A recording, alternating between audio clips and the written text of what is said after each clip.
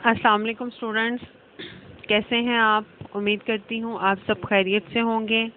میں مس سہریش، آج ہم اسلامیات کے لیکچر میں نماز جنازہ اور اس کی اہمیت کے بارے میں پڑھیں گے۔ آپ کا چیپٹر نیم کیا ہے؟ نماز جنازہ اور اس کی اہمیت۔ اب ہم آ جاتے ہیں کہ نماز جنازہ کا مفہوم بتائیں۔ دنیا میں انسان کی جان اللہ تعالیٰ کی دی ہوئی امانت ہے۔ ہر انسان کو زندگی کی مقررہ مدت پوری ہونے پر موت آنی ہے۔ اس کے بعد اللہ تعالیٰ کے حضور پیش ہو کر اعمال کا جواب دینا ہوگا۔ دنیا کی ہر چیز فانی ہے۔ قرآن پاک میں فرمایا گیا ترجمہ، ہر جاندار کو موت کا ذائقہ چکھنا ہے۔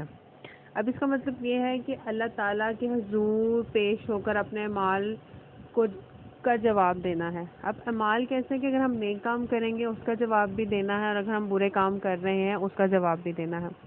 اکثر ایسا ہوتا ہے کہ ہم لوگ یہ بھول جاتے ہیں کہ ہم لوگوں نے مرنا بھی ہے، ہم لوگ ایمانداری بھول جاتے ہیں، جو وعدے کیے ہوتے ہیں وہ بھول جاتے ہیں، کہ ہم لوگوں نے ہمدردی کرنا، ظلم کرنا، یہ سب کچھ چیزیں جو کیا ہوتی ہے کہ ہم لوگ زیادہ کرتے ہیں۔ اگر کسی کا بھلا ہو وہ ہم لوگ نہیں کرتے، کیوں؟ کیونکہ ہم لوگوں نے سوچ لیا ہوتا ہے کہ ہم لوگوں نے شاید ساری زندگی جو ہے نا ہم نے اسی دنیا میں رہنا ہے، آخرت میں تو جانا ہی نہیں نا۔ اللہ تعالیٰ نے جب اللہ تعالیٰ کے پاس پیش ہوں گے تو ہمارے نیک اعمال جو ہیں اس کے بارے میں پوچھا جائے گا کہ ہم لوگوں کے نیک اعمال کتنے ہیں۔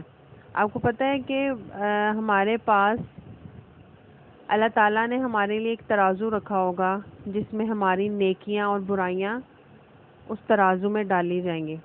جس کا پلڑا بھاری ہوگا نیکیوں کا وہ اپنے اعمال نامے لے کر اللہ کے پاس جائے گا، اور جس کی برائیاں زیادہ ہوں گی تو وہ کیا ہوگا؟ وہ دوزخ میں جائے گا۔ اس لیے ہمیں جتنا زیادہ ہو ہمیں نیکیاں اکٹھا کرنی ہے۔ اللہ تعالیٰ نے اتنے زیادہ موقع دیے ہوئے ہیں، مواقع دیے ہوئے ہیں کہ ہم لوگ زیادہ سے زیادہ نیکیاں اکٹھی کریں، اور ہم نے عہد کرنا ہے تاکہ ہم انشاءاللہ ہم نیکیاں زیادہ سے زیادہ کمائیں گے۔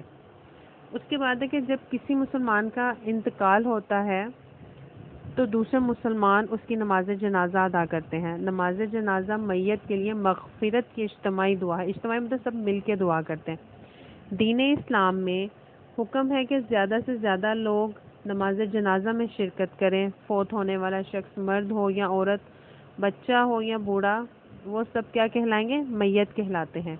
میت کو اسلامی طریقے کے مطابق غسل دے کر کفن پہنایا جاتا ہے۔ مرد کے کفن میں 3 کپڑے اور عورتوں کے کفن میں 5 کپڑے ہوتے ہیں۔ اس چیز کو اپنے ذہن میں رکھنا کہ مرد کے 3 کپڑے ہیں اور عورتوں کے 5۔ نماز جنازہ اگر سب مسلمانوں پر فرض ہے، لیکن اگر کچھ لوگ بھی ادا کر لیں تو باقی لوگوں کو معاف ہو جاتی ہے۔ اسلام میں ایسے فرض کو فرض کفایہ کہتے ہیں۔ کفن پہنانے کے بعد میت کے لیے نماز جنازہ پڑھی جاتی ہے اور پھر میت کو احترام کے ساتھ دفن کیا جاتا ہے۔ آپ کو اس کی تو سمجھ آ گئی ہوگی کہ اس میں کیا بتایا کہ اگر مسلمان جو ہے اس کا انتقال ہوتا ہے تو دین اسلام میں اس کا کیا کہ غسل دینا ہے، پھر وہ مرد عورت بچہ جو بھی ہے اسے میت کہلاتے ہیں، اور ہم نے اسلامی طریقے سے اسے غسل دے کر کفن پہنانا ہے۔ اس کے بعد آ جاتا ہے نماز جنازہ کا طریقہ۔ نماز جنازہ کا طریقہ کیا ہے کہ جماعت کی صورت میں ادا کی جاتی ہے۔ سب لوگ امام کے پیچھے کعبے رخ کھڑے ہو جاتے ہیں، پھر نماز جنازہ کی تکبیریں کہی جاتی ہیں جن میں ثنا، درود پاک اور میت کی مغفرت کے لیے دعا کر کے اسلام پھیرا جاتا ہے۔ امید کرتی ہوں آپ کو اس کو اچھے سے سمجھ آ گئی ہوگی۔ اسی میں سے یہ آپ کے مختصر سوالات ہیں جو آپ نے انہیں اچھے سے یاد کرنا ہے۔ انشاءاللہ کل ہم باقی کی ریڈنگ کریں گے اور اس کے مختصر سوالوں کے بارے میں، ہو سکا تو تھوڑا سا ہم تفصیلی سوالوں کے بارے میں بھی تھوڑا سا ڈسکس کر لیں گے۔ اپنا بہت سا خیال رکھیے گا۔ اللہ حافظ۔